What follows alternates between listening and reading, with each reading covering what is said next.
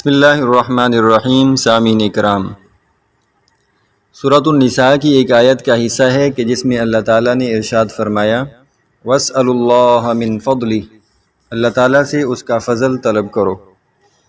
گویا کہ اللہ تعالیٰ سے اس کا فضل طلب کرنا یہ خود اللہ تعالیٰ کا حکم ہے کہ میرے بندے مجھ سے میرا فضل طلب کریں۔ چنانچہ صاحب نزہۃ المجالس نے ایک حکایت بیان کی ہے۔ وہ فرماتے ہیں کہ غیر اسلامی ملک میں ایک مسلمان قیدی دو راہبوں کی خدمت پر مجبور تھا۔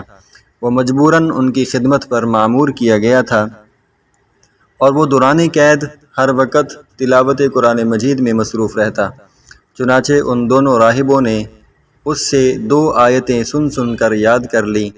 ایک آیت یہ کہ وَاسْأَلُوا اللَّهَ مِن فَضْلِهِ، اللہ تعالیٰ سے اس کا فضل طلب کرو، اور دوسری آیت یہ کہ وَقَالَ رَبُّكُمُ ادْعُونِي أَسْتَجِبْ لَكُمْ، اور فرمایا کہ تم اپنے رب سے دعا کرو میں قبول کروں گا۔ اس کے بعد ایک دن وہ دونوں راہب کھانا کھا رہے تھے کہ اچانک ایک راہب کے گلے میں لقمہ پھنس گیا۔ مسلمان قیدی نے بہت کوشش کی لیکن اس کا وہ لقمہ نہ نکلا۔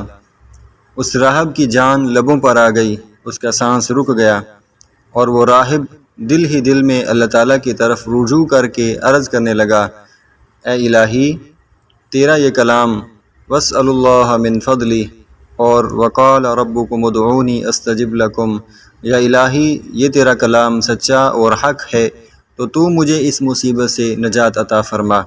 جب اس نے یہ عرض کیا تو فوراً اس کا لقمہ حلق سے نیچے اتر گیا اور اس کی جان میں جان آ گئی۔